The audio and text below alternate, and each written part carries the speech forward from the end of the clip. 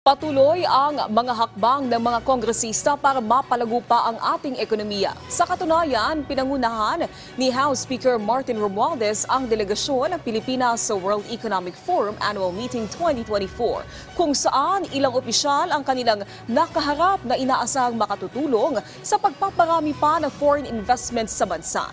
Si Mela Lasmora sa sentro ng Balita Live. Yes, Naomi, mapaloob o labas man ng bansa, tuloy-tuloy nga yung mga pagsisikap ng ating mga kongresista para iba'y pang mapalago ang ekonomiya ng Pilipinas. Tuloy ng World Economic Forum Annual Meeting 2024 sa Davos, Switzerland. Nadagdagan pa ang mga matataas na opisyal na nakaharap ni House Speaker Martin Romualdez na siyang pinuno ng delegasyon ng Pilipinas doon na maituturing namang malaking bagay sa kanilang layuning makapagkasa ng mas marami pang foreign investment para sa bansa.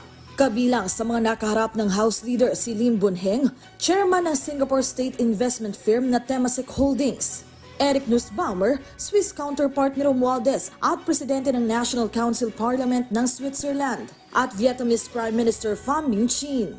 Ayon kay Speaker Romualdez, mahalagang oportunidad ang mga high-level engagement na ito para sa pagpapaigting ng samahan at kolaborasyon ukol sa mga inisyatibo ng gobyerno tulad sa Maharlika Investment Fund. Isang pagkakataon din anya ito ng pagpapalitan ng ideya at best practices ng mga opisyal na lubos ding makatutulong sa pagkamit ng mga layunin ng administrasyon para sa isang mas maunlad na Pilipinas. Magtatagal ang WEF Annual Meeting 2024 hanggang sa Biyernes at sa Lunes, balik sesyon na rin ang Kongreso. Pagtitiyak ng mga mambabatas, patuloy silang magsisikap na gumawa ng mga hakbang para makatulong sa ibayong paglago ng ating ekonomiya. Sa isang pahayag, umalma naman si House Committee on Appropriations Chair Elizalde Co sa naging pagkwestiyon ng ilan niyang kasamahang mambabatas sa unprogrammed funds sa ilalim ng 2024 national budget na para rin naman sa bansa. Mela Lasmoras, Naomi, speaking nga of economy, dito nga sa Kamara ay isa sa mga sinusulong panghakbang ng ating mga mambabatas ay ang pag-amyenda sa 1987 Constitution. Sa katunayan, Naomi, ngayong hapon nga ay isang press conference din yung hinaabangan natin dito sa Batasang Pambansa patungkol dyan, kasama ang ekonomista at si House Ways and Means Committee Chair Joey Salceda. Sa ngayon kasi, Naomi, tuloy-tuloy pa rin yung mga hakbang ng ating mga mambabatas para nga sa Tsa-Tsa. At ang itinutulak talaga ng mga mambabatas dito sa Kamara at sa Senado ay ang pag-amyenda nga sa economic provisions ng ating konstitusyon para mabuksan palalo ang ating bansa para sa mga foreign investment. Naomi? Mela, may timeline na ba ang Kamara ukol dito sa Tsa-Tsa?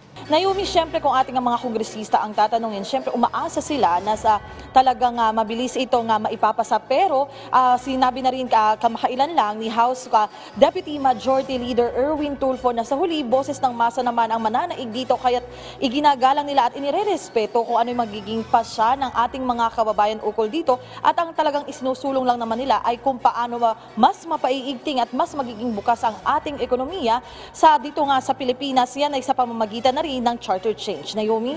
Maraming salamat, Mela Lasmoras.